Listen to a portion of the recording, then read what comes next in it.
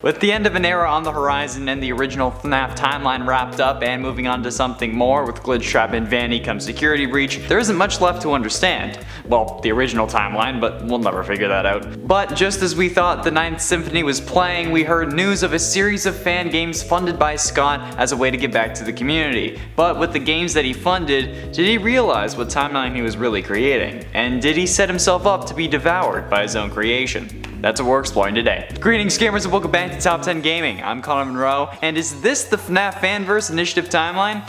Let's find out. This timeline will start with the fan recreation of the first game called FNAF Plus that's in development by Phil Morg, aka FizzNom on Twitter. This will serve as a junction point where the original and the Fanverse timelines will most likely divert, with the elements leading up to the events of that game being probably largely similar if not the same. The game series for Five Nights at Candy's comes next, with the third game taking place in 1962, way before anything else we've seen in the FNAF timeline, and then the first game taking off after Freddy Fazbear's closes for good, which may end up being what truly happens in this timeline, since the first game was released in 2015, and at this point we only had the two games, with FNAF 1 being the latest in the timeline because FNAF 2 was supposed to be a prequel, and it said that it was closing at the end of the game, so it's understandable why Five Nights at Candy's would assume that it was also closed for good. We didn't have any of the bullshit that was the next 20 games. The events from all the FNAF games will be considered canonical in this timeline thanks to the mobile ports and the FNAF remastered version coming thanks to this initiative, in addition to the fourth game we're getting. The story of Pop Goes, however, includes the first 3 FNAF games, so how do we explain that? Simple.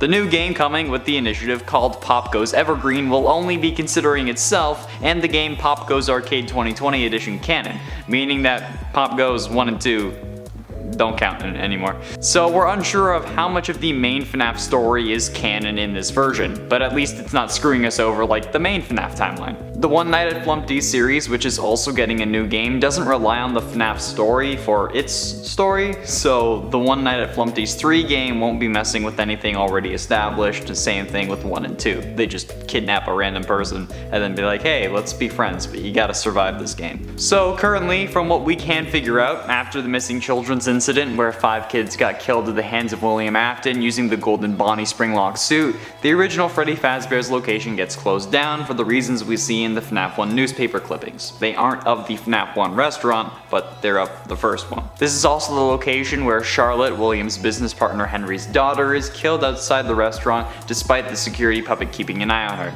Good job, Henry. Way to keep your daughter safe. We see this location in the Take Cake minigame that features the puppet jump scare. After some time, 3 years to be exact, in 1987 the company opens a new location with an updated look and roster. The toy animatronics fitted with facial recognition and a criminal database programmed by their technician, part owner William Afton. The place reopens at a huge celebration with a new night guard, Jeremy Fitzgerald, taking up the night shift. However, as per FNAF usual, after a week on the job he gets his frontal lobe bitten off, or at least injured by Mangle or Toy Chica as suggested by our Ultimate Custom Night Deathline. It's a story for another day, and gets sent to the hospital. After his recovery though, he is promoted to the day shift, leaving Fritz Smith as the new night guard, who gets fired after 1 day for tampering with the animatronics and his odor. If you smelled bad, why'd you hire him in the first place? Leaving the animatronics as the only defense against the purple guy. This results in the place closing down and the toy animatronics getting scrapped for not detecting a kid killer, because, you know, they were programmed by a kid killer. And then they fixed up the withered animatronics and opened up again in a smaller building, which is when FNAF Plus will take over in the Fanverse timeline, because originally it was going to be normal FNAF, and then that's the one that reopens, but now it's gonna be FNAF Plus because we're talking about the Fanverse. The FNAF Plus location closes for good at the end of the game and leaves the door open for not Circus Baby's Pizza World, but rather Candy's Burgers and Fries, which is where Five Nights at Candy's really starts. Because, you know, the other game was happening in 62. Eventually, it all comes to an end when Scott Cawthon retires from the FNAF series and lets the games rest before handing over the mantle. But the animatronics don't like that. No. While yes, he was hired by Fazbear Inc. to make the games, the characters he created don't want to be forgotten. And somehow they escape the confines of the FNAF world and attack Scott and his family in their home. In The Joy of Creation, which is the game I'm talking about, you play as Nick Cawthon, Val Cawthon, Scott Cawthon, and Michael throughout a series series of 5 levels called Forgotten Memories. At least that's how the original game went. And yes, it's that, Michael. We don't quite know how the new version, Joy of Creation Ignited Collection, will have the story be told. Like, maybe we're the Afton family, maybe we're still the Cothins. Who knows? Maybe we're my family, because honestly, this is torturing me just as much as MatPat, if not more. Have you seen how many FNAF videos I've made? Like, it's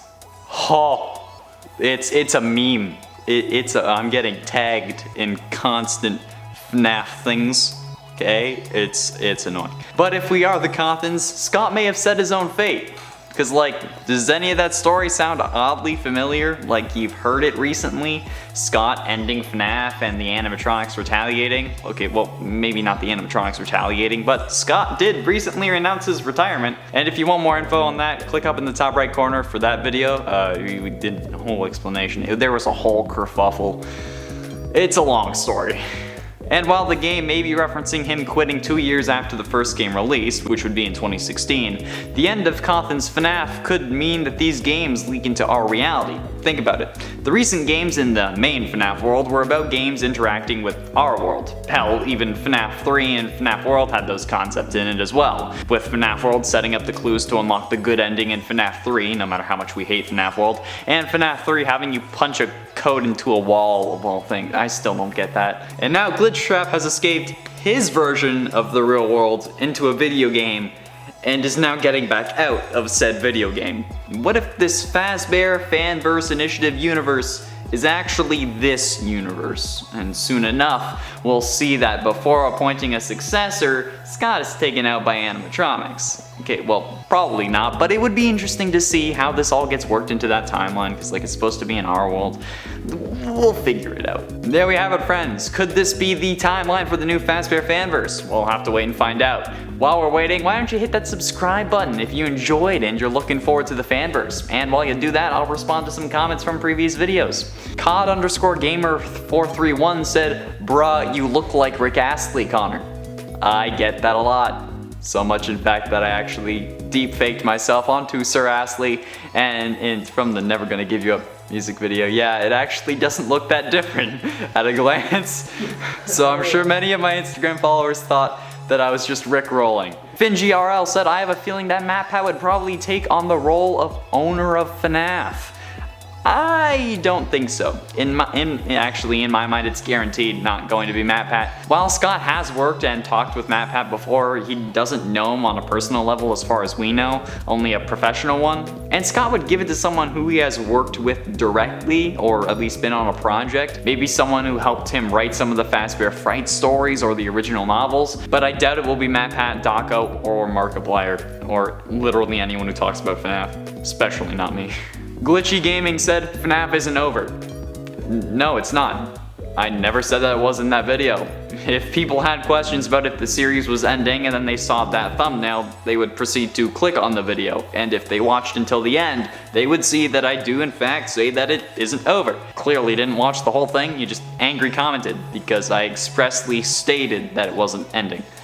FNAF isn't ending, Scott is moving on, security breach is still happening, okay? And if you didn't stay to watch that, you're definitely not staying for me to explain it to you, so I guess this falls on deaf ears, huh? That's all the time we have for comments today. Thank you all so much for watching. I have been and shall remain Connor Monroe, and I'll see you in another video.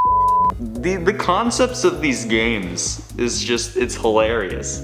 Like One Night at Flumpty's, a game that was meant to be a joke, that got itself a sequel, and then is about an egg, a Humpty Dumpty wannabe, kidnapping a kid and forcing them to play like a hide-and-seek ripoff. Got funded by Scott Cawthon. That's hilarious. His version of reality into a... Thanks, Chris. Thanks, Chris. Yeah, that's a chair, not me. So you can, Rachel, you can blame Chris now. Chris! Yeah. Sounds like me after Taco Bell. Terrifying. Oh no, that's like the 25 taco pack. Hell yeah. Eat my feelings. That's what I did when I got rejected from like 5 colleges.